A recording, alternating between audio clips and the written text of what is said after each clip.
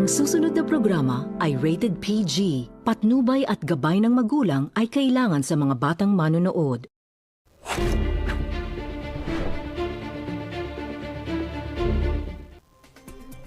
The views and opinions expressed by the host do not state or reflect those of the company and its management.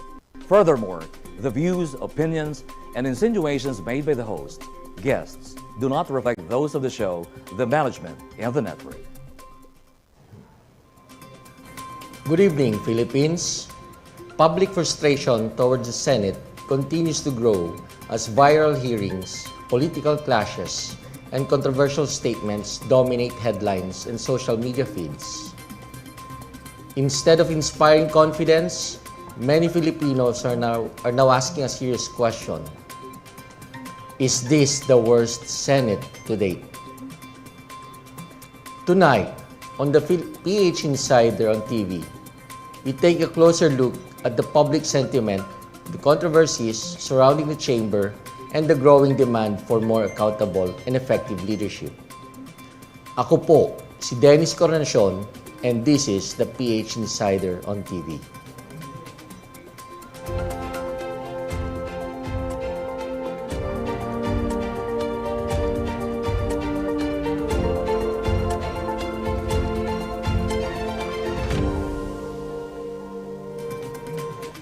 Joining us tonight is a respected legal mind and a distinguished broadcast executive. He serves as the president of this station and brings with him years of experience in law enforcement, media, and public affairs analysis. Let's welcome Colonel Romel S. Miranda. Good evening, sir. Good evening, Professor Dennis, and good evening to our distinguished guests. And I look forward to our lively discussion towards this topic. Public servant and advocate known for his dedication to legal service, patriotism, and community leadership. From being a scholar and academic achiever to becoming the youngest National Executive Director of the Integrated Bar of the Philippines, Attorney Antonio Tony Ligon. Good evening, everyone. Magandang gabi po sa inyo lahat. Completing the Council of Minds, is Chair of the University of the East Department and the youngest Executive Director of LGDI. Known for his strong advocacy in education, reform, innovation, and global competitiveness in Philippine education, Professor Eric Daniel de Torres. Now, let the battle of perspectives begin. Isa sa pinakamalaking usapin tungkol sa kasalukuyang Senado ay ang pamumuno ni Senate President Alan Peter Cayetano. Ayon sa mga kritiko, mas nagiging politikal at media-driven umano ang Senado sa ilalim ng kanyang liderato, kung saan may mga pagdinig at palitan ng pahayag na tila mas nakatuon sa eksena at publisidad kaysa sa konkretong resulta ng paggawa ng batas. May mga nagtatanong din kung tama ba ang prioridad ng Senado, lalo na sa gitna ng mabagal umanong pagtugon sa mahahalagang issue tulad ng inflation, healthcare, edukasyon at economic recovery. Para sa maraming Pilipino, malinaw ang inaasahan nila na ang Senado ay maging isang matatag na institusyong nakatuon sa paggawa ng polisiya at pananagutan, hindi sa political drama. Sa kabila nito, ipinagtatanggol naman ng mga taga-suporta ni Cayetano ang kanyang estilo ng pamumuno. Ayon sa kanila, mahalaga ang matitinding debate at agresibong pagdinig upang mapanatili ang transparency at mapanagot ang mga opisyal ng gobyerno. Gayunpaman, hati pa rin ang opinyon ng publiko habang patuloy na sinusuri kung tunay bang nagagampanan ng Senado ang mandato nitong magsilbi sa sambayan ng Pilipino. Kaya ang tanong ng bayan, ito na ba ang pinakamalalang mataas na kapulungan sa kasaysayan ng bansa? Ako si Gazi Sarip para sa The PH Insider on TV. Ordinaryong mamamayan, hati ang opinyon. Sabi nila, igalang nyo yung sinasabi ng mga senador mismong nandun, pero marami ang nagsasabi orchestrated. At matatalino ang mga Pilipino. Pero ayokong magpanguna ng husga dahil mayroong nagaganap na investigasyon. Pero ang isang malinaw dito, Professor Dennis, alam mo, yung side show dapat na political, nagiging main show. No? Political drama, nagiging main show. At hindi natin ma-blame sila dahil ito ang age ng social media. Ang problema ngayon, lahat nagiging commentator, lahat nagiging vlogger, at pati na rin yung mga senador.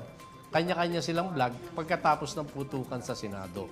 So dahil doon, nagkakaroon ng impression ang mamamayan. Base po sa pagtingin po natin sa mga laman po ng television news, laman po ng dyaryo, at even po, lalong-lalo na po sa social media, marami po ay nakafocus po, hindi po doon sa pangunahing problema po ng bansa, kundi po doon sa mga kung ano ang naging aktwasyon ng mga tao sa Senado, mga namumuno sa Senado, lalong-lalo na po nung nagkaroon po ng putukan doon po sa Senado. Well, binabatikos ng ilan ang umano'y sobrang dramatic na pagdinig at matitinding bangayan na minsan ay nauuwi sa personalan imbes na policy-focused discussions. The action of some senators na parang naging drama serye na. So from action and comedy last May 13 to drama naman kahapon. What do you think about this, Professor Eric? Well, yung isang konsiderasyon dito, Doc Dennis, yung age nga ng social media. Nagiging tool na yung social media para magkaroon ng traction, magkaroon ng following na lalo na mataas. Babanggitin ko kanina yung sinabi ni attorney, pagkatapos nung insidente, kanya-kanyang live yung ating mga senador na nagiging platform ito para magkaroon sila ng traction. So ito ay nagiging tool na para mas dumami yung kanilang following. Although kung titignan natin, maganda siya dahil alternative siya na nakakapagbigay ng impormasyon, pero double-edged kasi siya eh. So yun yung nagiging malaking hamon sa atin. Ano yung demarcation between providing an information and sensationalizing ano yung mismong event na nangyari, Doc Dennis? Tama yung sinabi mo, observation. Bakit?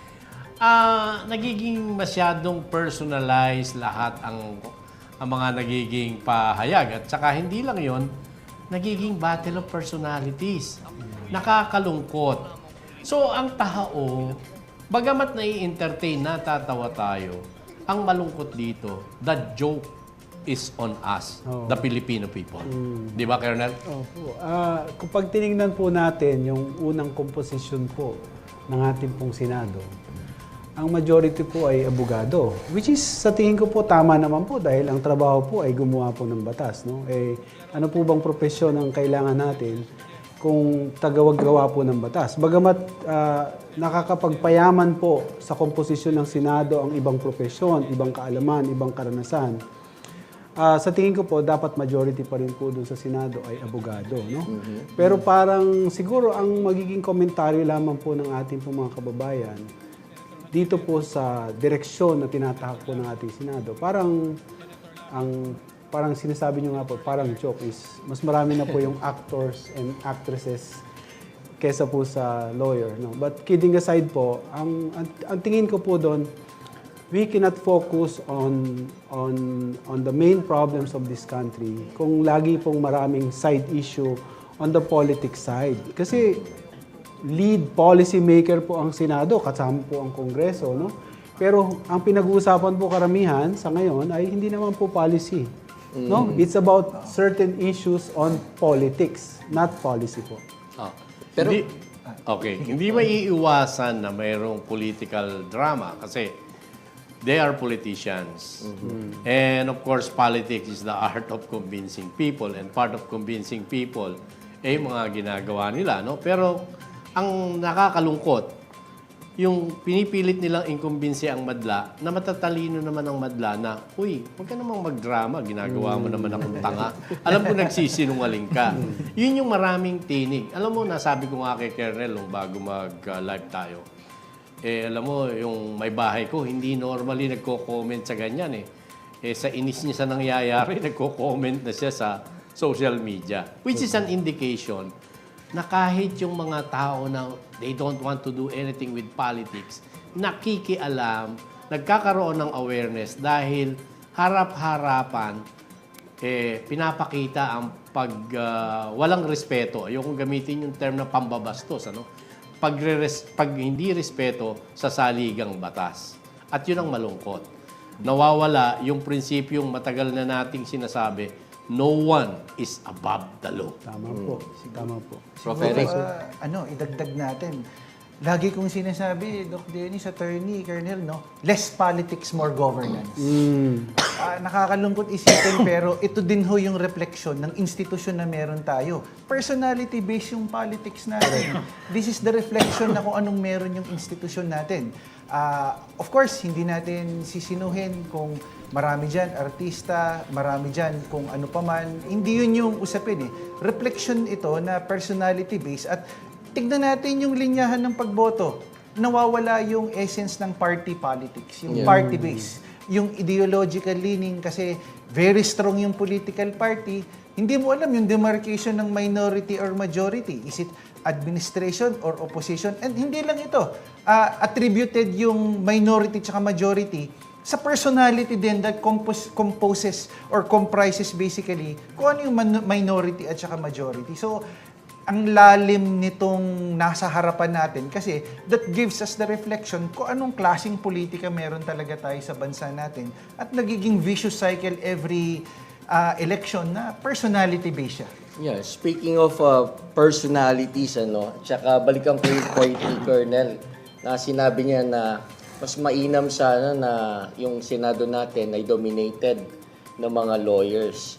Pero isn't it that the Senate leader, the Senate President, is a lawyer? Tapos yung kanyang sister, who was also involved in yesterday's dramatic incident, is also a lawyer.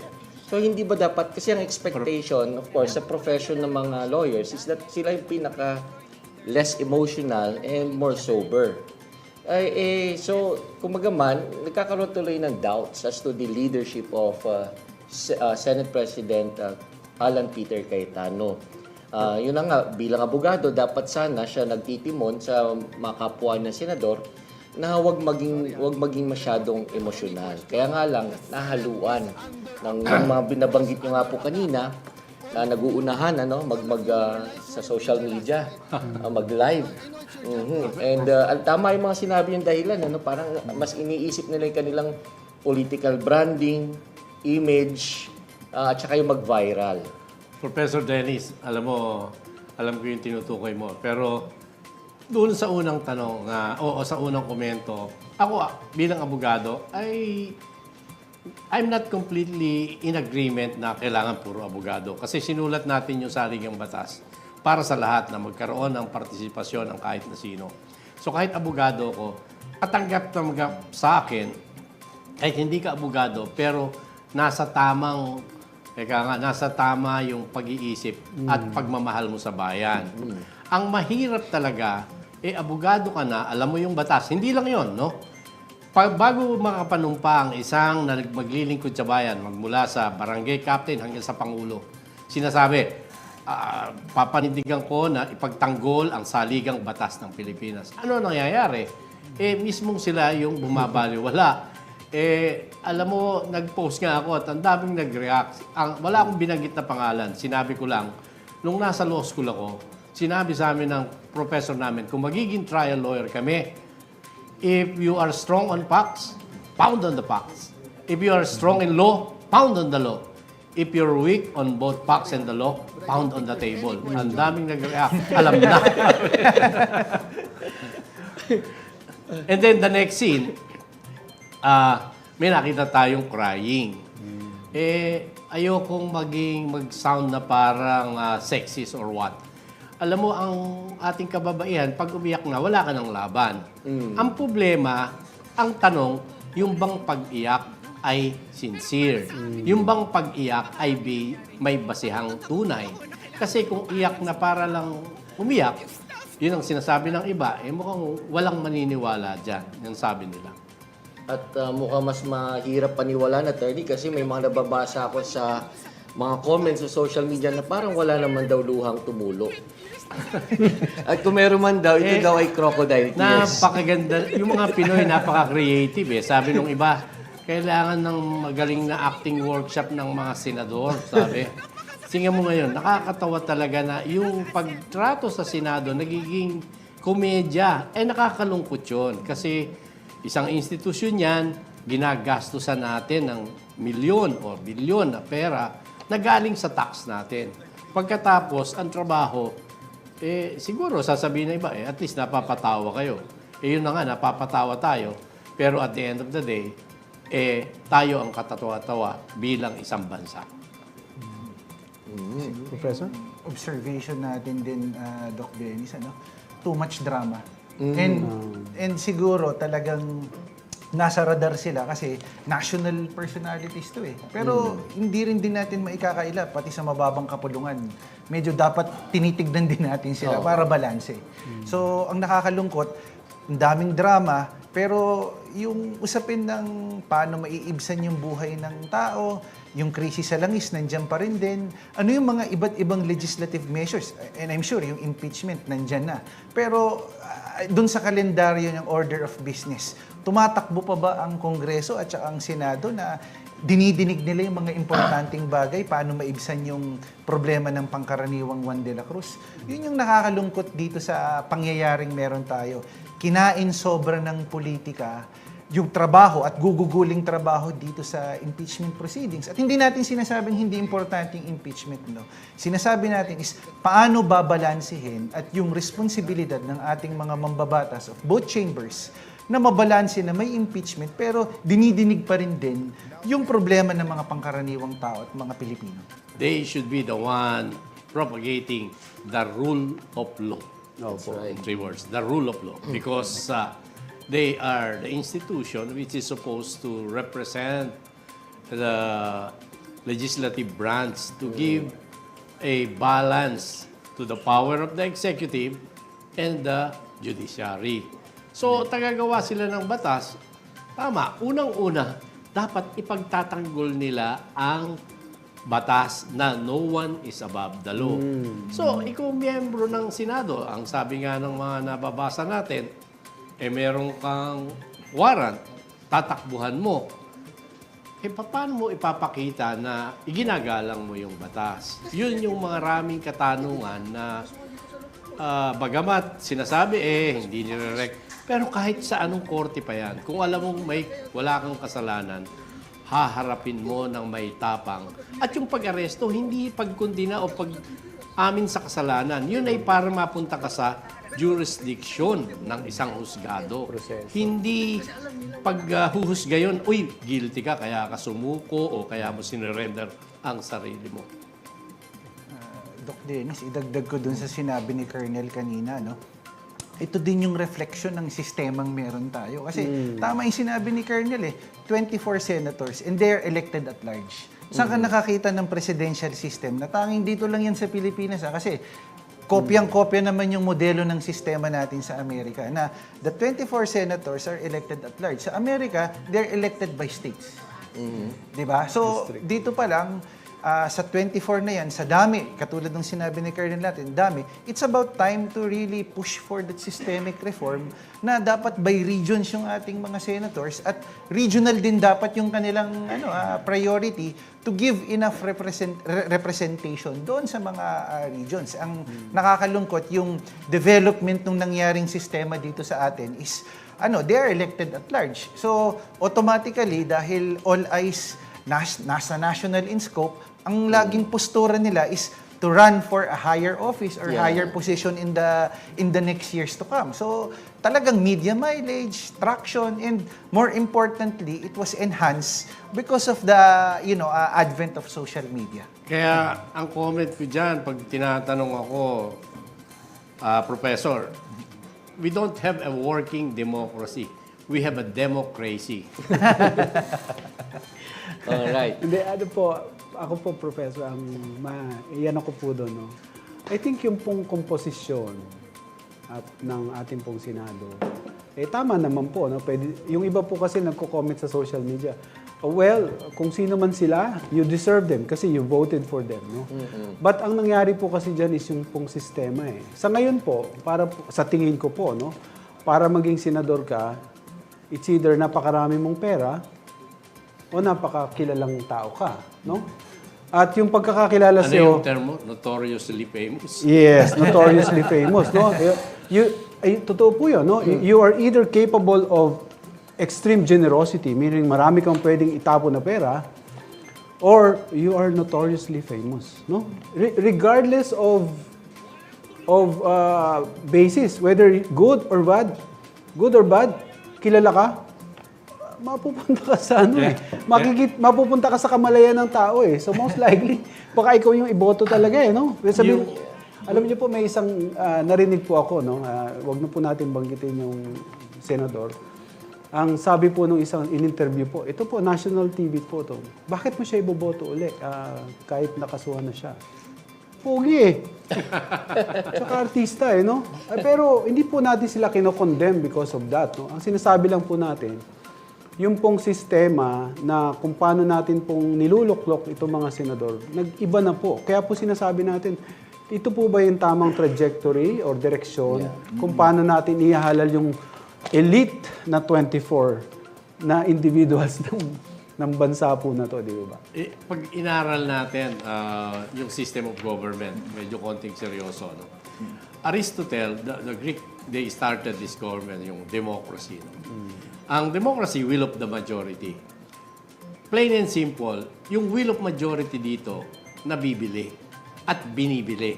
Ang problema, yung majority, nagpapabili. Kaya, ang nangyayari, tama, ikukonek mo ngayon doon sa sinabi kanina, you deserve the government that you have. Kasi ang corruption does not only start with the politician or the leaders. Meron ding pananagutan ang mga botante. Kung tatanggihan mo yung 500, 1,000, 1,500 at mag-i-stick ka sa kung sino ang karapat-dapat, anong qualification, anong klaseng tao to, may record na ba itong nagnakaw sa bayan, palagay ko mananaig yun.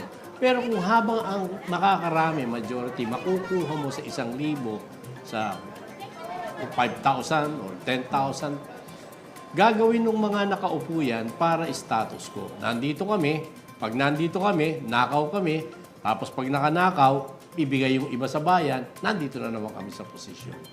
Well, Kaya yan ang sad reality ng ating demokrasya. it seems that the common sentiment among us is that we are frustrated and disappointed with the current Senate leadership. Ang tanong ko ngayon dito, which I think is relevant, dapat bang mag-resign o magkaroon ng Senate coup o hayaan na lang natin? Sino gusto Sino sumagot? gusto mo una? Yung abogado mo. Sa akin, hindi sa pagka-abogado yung doon sa decency o yung tinatawag na self-respect. Pag tiningnan mo at tinanong mo rin ang sarili mo, ama ba yung mga pinaggagawa ko? Kung yung mismong kaklase ko sinasabihan sa akin na mali ang ginagawa mo, yung marami sa taong bayan nagko-call for your resignation, alam mo, ang honorable act, siguro mag-resign ka at hayaan mo. Pero palagay ko, pupusta ko yung kahit na anumang pwede kong ipusta. Hindi uso resignation dito. Ang nag-resign lang na Senate President nung panahon ng impeachment trial ni former President Erap Estrada, si Aquilino Pimentel. Isa na lang yung ganon. Yun. Colonel? Resign or Senate ko, of course, I think yung pong sinasabi ni Attorney ay tama. Malayo po tayo dun sa idea ng resignation. I think maling tao po ang inaas natin kung resignation po yung gusto natin. No? Senate ko, again, diyan po lalabas yung majority. No? Kasi kung nagtatago na po si Senator Bato or kung hindi man siya nagtatago, unavailable po siya. Siyempre po, pwede na pong maiba. No? I think nabanggit po yan ni Senator Tulfo na madaling humakbang doon sa kabila. No? Pero ano po yan it's a collective decision po ng mga Senado.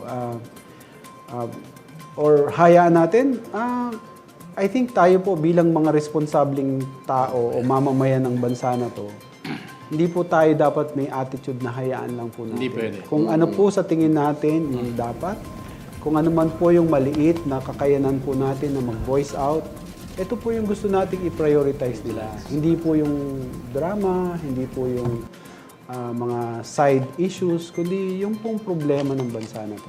Yeah. I'm nodding to what you said, Colonel. Alam mo, yun ang pinakamagandang sinabi. Hindi pwedeng hayaan. Bakit?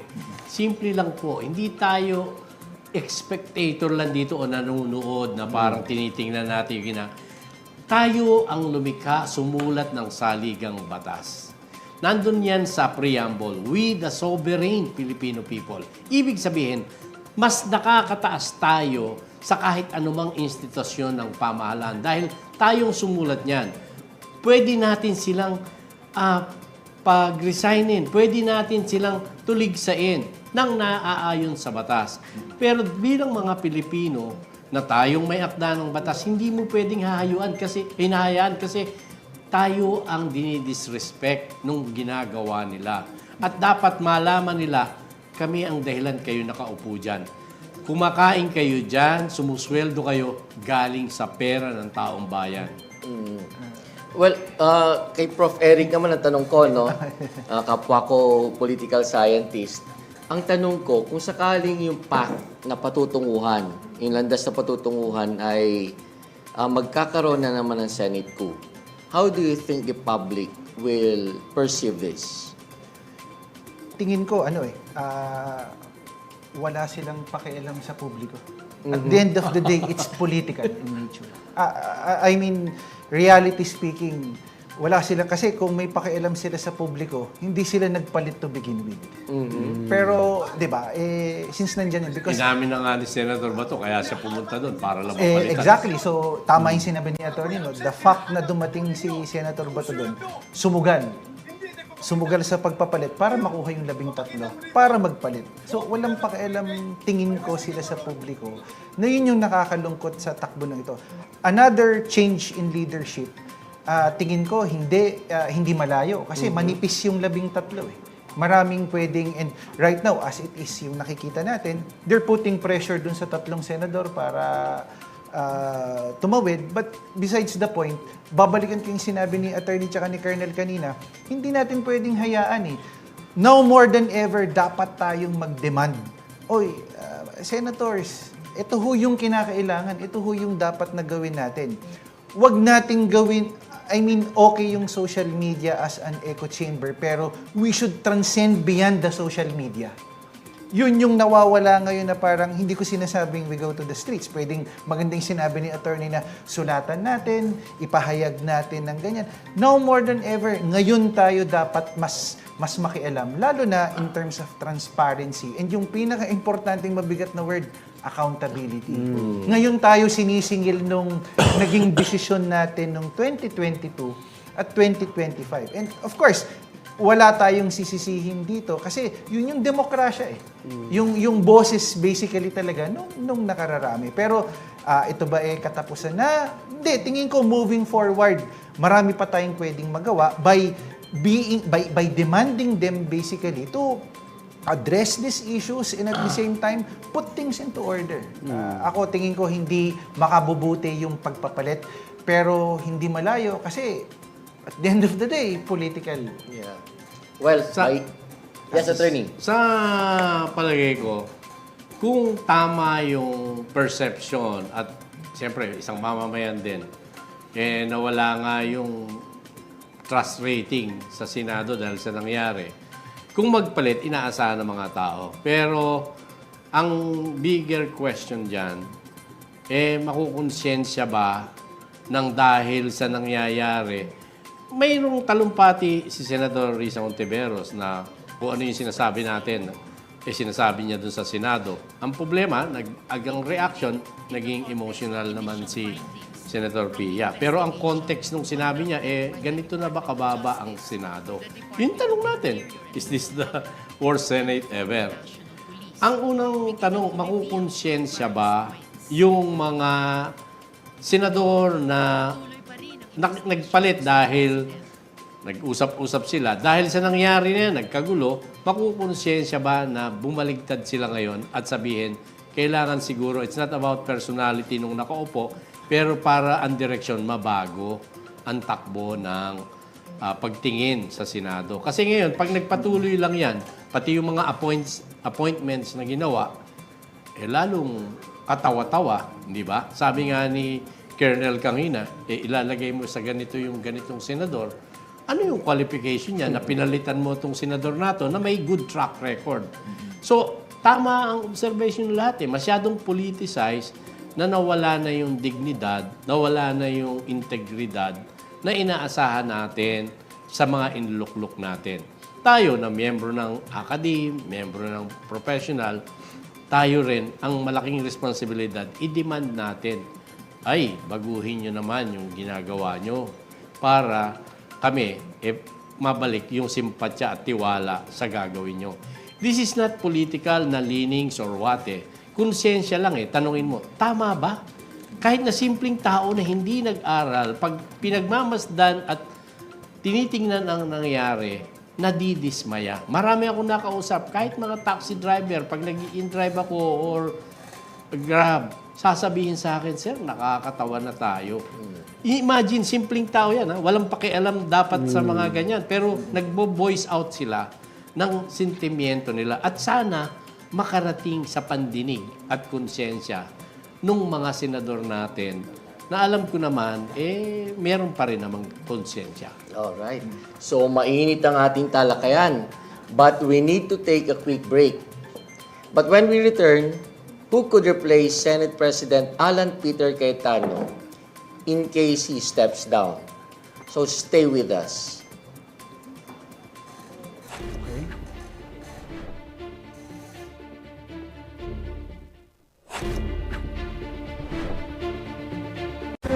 2025 was a meaningful year for Bingo Plus Foundation. As our purpose grew, it was time for a new chapter. Introducing DigiPlus Foundation. Education is the bridge to opportunities. Through the Future Smart program, we empower learners and educators nationwide. At DigiPlus Foundation, we multiply learning for a better future. Healthcare should come with no barriers. Kalusugan Plus delivers medical missions and Embrace Plus mental health support which empower every Filipino through compassionate and accessible healthcare. At DigiPlus Foundation, we multiply healing. One patient, one community at a time. Every dream deserves a chance. In Wish Plus, we grant wishes, empowering individuals, families, and communities together with our partners. At DigiPlus Foundation, we multiply hope, dignity, and possibilities. Disasters don't wait. Through the Bayanihan Plus program, we mobilize immediate response and recovery efforts. At DigiPlus Foundation, we multiply the spirit of Bayanihan across the nation. DigiPlus Foundation is committed to delivering on our promise to bring help within everyone's reach. When support becomes accessible, impact doesn't just grow, it multiplies.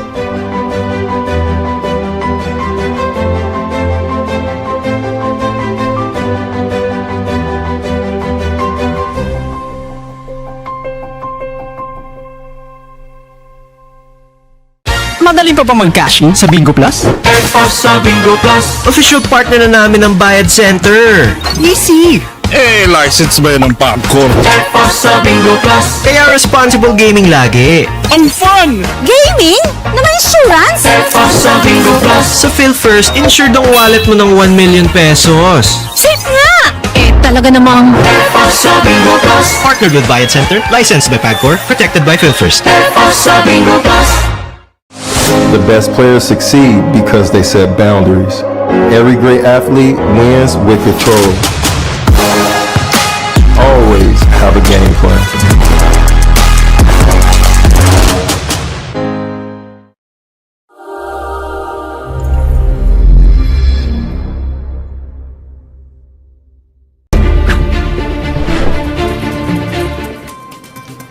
As questions continue to surround the leadership of Senate President Alan Peter Cayetano, political observers are now looking beyond the controversy and asking a bigger question. What happens if the Senate leadership changes in the middle of a highly sensitive political climate? Let's put the issue on the table. If Senate President Cayetano resigns, sabi ko nga, kung cross-examination question yan, sasabihin ko sa'yo, you're asking a misleading question. Because he will never resign. Kung mag-resign siya, ako unang pupuri sa kanya, uy, mabuhay si Senator Cayetano at naisip niya, mukhang mali yung pinaggagawa niya. Nagkaroon ng statement na kahit na sino, hindi naniniwalang Senate is under attack. At pagkatapos, siyempre, galit pa siya na sinasagot niyang, we are under attack. Hindi naman tama, no? Diretsuhan lang, kasi kalayaan natin yan. Ngayon, yung tanong, sige, sabihin natin, assuming na gagawin niya yung tama. Dahil nakikita niya na wala ang tiwala ng mga mamamayang Pilipino kung makikita niya yon at hindi yung political interest. Sasabihin niya, magbibitiw ako at hayaan ko ang Senado ang mamili ng bagong liderato. Kung sino pipiliin, wala itong nandyan si Senator Gatchalian, nandyan si Senator Kiko Pangilinan, at iba pang senador na tingin mo naman ay pwede kahit sino sa kanila. Siyempre, ito may pagka-political bias dahil alam natin yung mga sino involved sa anomalya. Sana wag lang yung involved sa anomalya, kahit sino. May nag-joke nga, bakit daw hindi si Senator Lito Lapid? Ako seriously, kung pipiliin nila at mayroon namang tutulong kay Senator Lito Lapid paano i-preside ang impeachment trial, bakit hindi? Inilagay natin siya doon, igalang natin yung posisyon. At tingin ko, maraming matatawa, sasabihin, tatahimik daw ang Senado kasi tahimik daw si Senator Lito Lapid. Pero alam ko, anybody na malinis ang konsensya at may magaling na maggagabay will rise to the occasion. Ang kailangan lang, malinis ang isip, malinis ang puso, at talagang totoo yung sinasabing para sa bayan, hindi para sa political interest nila. So it could be anyone with principles, ano? Colonel, do you have anyone in mind? Yung buti nilang binanggit ni attorney na may qualification yung anyone, no? Kasi hindi ako naman naniniwala na doon sa 24 qualified lahat na maging Senate President, no? I think ang Senate President is an important position na nangangailangan ng hindi lang responsibilidad o dedikasyon, kundi talagang kaalaman. Kasi may based procedures. The Senate is a deliberative body, no? It is governed by rules, no?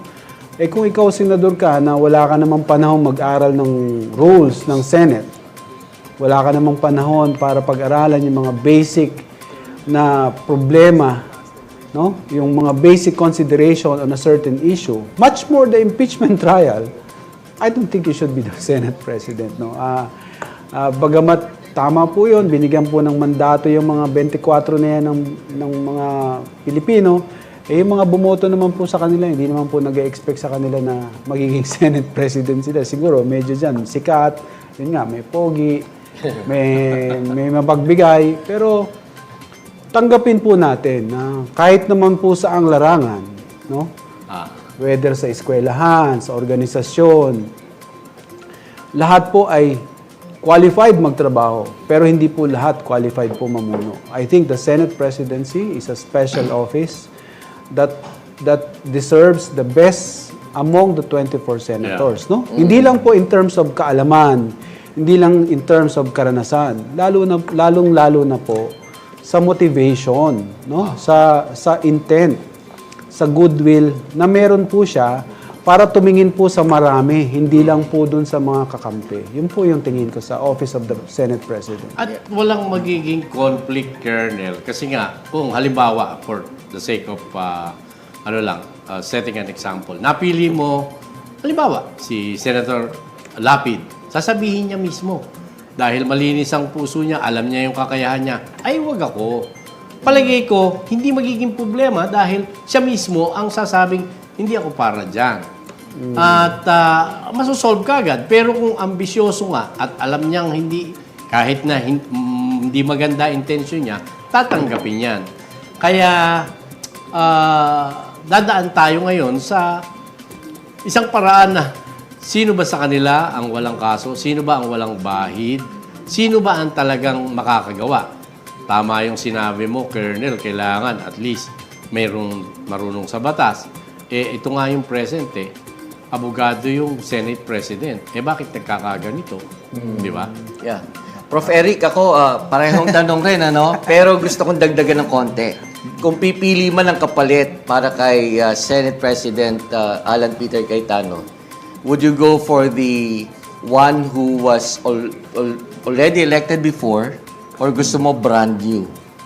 Ang hirap nang i-reconcile ng parehong sagot ni attorney at saka ni Colonel. Pero ang tinitignan ko dito, beyond dun sa qualification, sino yung pinaka-politically neutral? Ang hirap kasi ang usapin ngayon, kahit sinong piliin mo sa both camps, merong masasabi at masasabi kasi ang perception na ng tao, meron silang interest na kailangang protektahan. Ngayon, ang tanong na pinakamalaki, sino yun doon sa pool ng magkabilang kampo? Kasi lahat, sorry to say this, lahat may putik na pwede kang ibato. So, sino ngayon yung pwedeng pinaka lesser evil, if you may? Diba? O sino yung mas politically viable? Yun yung and of course, tama yung sinabi ni attorney kanina, walang ibang pinaka sa personality na po pwedeng ganun. Senator Lapid. But of course, to be very candid about it, the qualification is very challenging. Whether we like it or not. And we're saying this, and I'm saying this with all due respect, yung Senate presidency is a very important position, especially in this whole impeachment proceedings. We're talking about procedures, dapat na i-adapt na mga rules, dapat matalas. So, ang tanong dyan is, or we look at the whole impeachment proceeding na ito na lang yun kasi ito rin din yan na komposisyon ng mga senador. So, napakahirap to do a balancing act. Siyempre, ayaw mo rin naman nung magbe-bend ng law, no? Yes, yes, oo. Tama. So, mukhang ang napipisil na, pwedeng sumunod kay Senate President Alan Peter Cayetano ay bago naman. Para kagaya nga ni, sabi ni attorney, pwede naman siguro si Senator Lito Lapid. Ayun nakukuha natin sa mga memes ng mga nagbablog, pero I can understand, nagpapatawa sila, Pero sa akin, yung si Senator Win Gatchalian, di pa naman nasusubukan yan. Si Senator Kiko, may lawyer yan. Although, siyempre, maraming tatanggi. Sabihin, nakaside siya, sa akin, ang hindi ko papayagan, siyempre yung na-involve sa anomaly. Kasi yun yung talagang hindi natin papayagan ikaw na mismo nanumpa na papangalagaan mo yung saligang batas, ikaw yung bumabaliwala dito sa pamamagitan ng pagnanakaw sa pondo ng bayan. Napakalaking krimen yan. Idagdag ko lang, Sir Dennis. Tingin ko pinaka-viable si Senator Win Gatchalian. Ang ganda ng performance ni Senator Win noong committee, nasa kanyang finance. I think he has done a good job. Although hindi siya lawyer, pero he has the tools na yung absorptive capacity niya to be able to get the job done because finance is a very difficult position during that time. So ako tingin ko he's a viable option. New blood, walang magandang track record niya. So he's a viable option. Sabi nga sa pangalan pa lang, panalo na Senado. Well, at this point, I'd like to ask this question. What reforms or changes do you think the Senate needs to regain public trust and credibility? Short term or long term? Both. Kasi the long term would require the overhauling of the system and the personalities. Correct. But immediately po, I think what is at hand is the impeachment trial, no? That's number one in their priority dapat. Kasi andyan na po yan eh. Pinanik na po ng Kongreso. Pangalawa, yung pong ating hinaharap po sa ekonomiya should be a consideration, no? So, ano po ba ang mga reform na unang-una, I think it's in the prioritization po. No? Yung pong ina-assign po natin unang-una, for example, sa mga committee chairmanship. No? I think kung ano man po ang political leanings nila, hindi naman po ako naniniwala na may magiging neutral sa mga yan. Pero kung ano man po ang iyong political leanings, I think the bigger commitment you have as a senator should be for the country, for the people. And if you think like that, if you're a Senate President, I think yung pong mga, hindi naman po lahat sila appropriate doon sa bawat committee, no? Pero at least yung pinakamalapit man lang po, no? Kunwari, kung isang committee chairmanship is indirectly in conflict with the business of the family of that senator, I think he or she should not be there. If the committee chairmanship calls for an extensive knowledge in law, for example, no? Kasi hindi naman po lahat nangangailangan ng ano, no? Kasi policy yan eh. Hindi po ako nagpa-pound sa table because of ang sinasabi ko po, meron akong paghahalimbawa po diyan sa mga kaklase ko nung nag-aaral po ako attorney, no? Professor. Sabi ko doon sa mga kaklase ko, kung isa sa atin maging presidente ng Pilipinas, sabi ko, etong si Manuel, no? Ay isang government employee na nagtatrabaho, for example, sa NBI. Gawin nating Secretary of Defense or DILG, no? Meron tayong kaklase na doktor habang nag-aaral ng batas, pwede siya sa Department of Health, no? Pero kung ang karanasan niya ay pagiging doktor, ilalagay natin siya dun sa isang department na wala naman siyang kinalaman. Hindi ba we are basically appointing the person to his level of incompetence? Yes. And that's what happened po, I think, to some of the senators we have, no? If we put them in a committee chairmanship na wala silang kaalam-alam or wala man lang silang inclination na aralin, I think it's the responsibility of the Senate President or kung sino man po yung mag-i-elect sa kanila na ilagay po yung tama. So, kung tanong niyo po ay ano po ba ang mga posibleng reforma, doon pa lang po sa pamimili ng committee chairmanship. Kasi yung pong mga komite ang nagtatrabaho po sa Senado eh.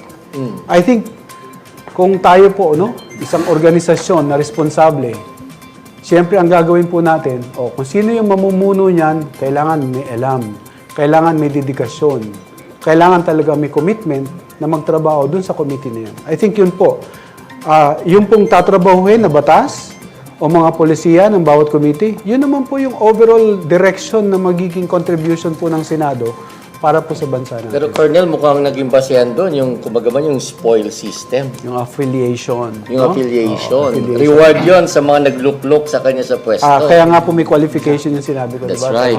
Yung responsable po nag-iisip.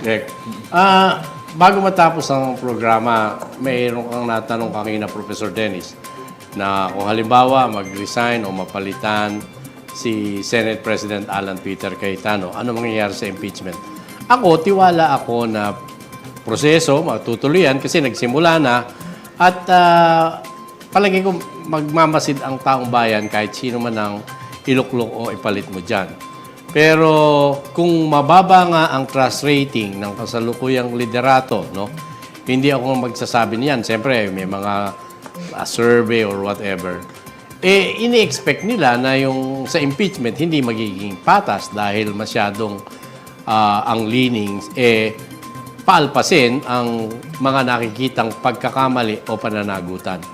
Madagdag ko lang, hindi dapat malaking pagtatalo ang impeachment. Bakit? Tayo rin ang sumulat ng batas na yan para bigyan natin ng pagkakaroon ng pagsagot ang mga taas na mga namumuno.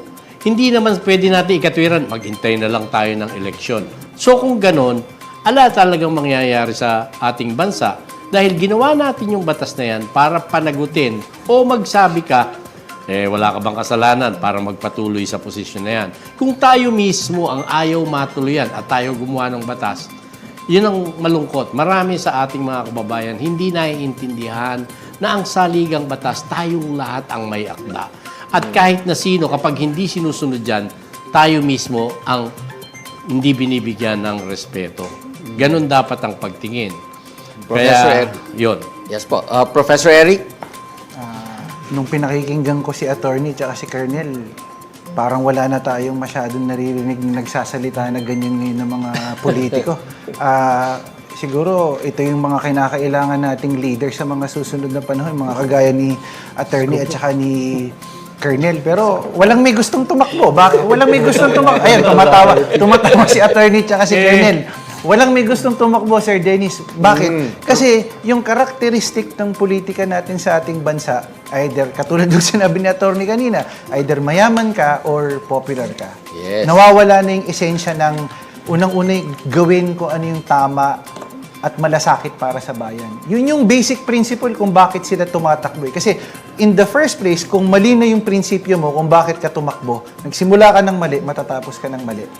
So, kung short term or long term ba yung pinag-uusapan natin, tingin ko yung short term, i-demand natin na to keep on track, sulatan natin yung ating mga senador, isama na rin din natin ating mga mambabatas. Uy, teka muna, masyadong mapolitika, gawin muna natin kung ano yung para sa bayan. Long term, we need to, really push for systemic reforms para maubos at matapos na yung personality politics na yan. Ayusin natin yung saligang batas din. Long overdue na dapat natin itong ayusin. At pinaka-importante sa lahat, by 2028, regardless kung national or local elections, even barangayan, gawin natin na bumoto ng maayos at bumoto base sa kwalifikasyon at hindi sa personalidad ng ating binobotong mga leaders. Kaya nga in relation to that, alam mo, Professor, ang ganda na sinabi mo, isang word lang, two words, no? Dapat ang mamamayan mulat, be vigilant. Yan, magagawa natin yan, nandiyan ang social media, ipahayag natin, no? Bagamat nakakatawa, naaaliw tayo, siguro kadalasan mas ipahayag natin yung tunay na damdamin. Kasi yung mga senador, nagbabasa rin yan, nagtitingin din. So marinig nila, ito matinong tao, itong sinasabi. Ngayon, kung comedian ka or what, siyempre hindi nila siseryosohin, pero kahit joke, makikita pa rin ang punto. Well, napakaganda ng talakayan natin ngayon. Ayoko na sanang tapusin. But, this has been a lively and insightful discussion. So, gentlemen, Attorney Tony Ligon, Colonel Romel Miranda, and Professor Eric De Torres, maraming salamat sa pagsama nyo upang talakayin itong nagbabagang issue. Maraming salamat din po at mabuhay po kayong lahat. Maraming salamat po. The Senate was built for leadership and accountability, not political spectacle. While Filipinos struggle with inflation and uncertainty, many are left asking, are our leaders still focused on serving the people or simply serving politics? Because when public trust fades, democracy weakens with it. Good evening. Ako po si Professor Dennis Coronacion, and this has been the PH Insider on TV.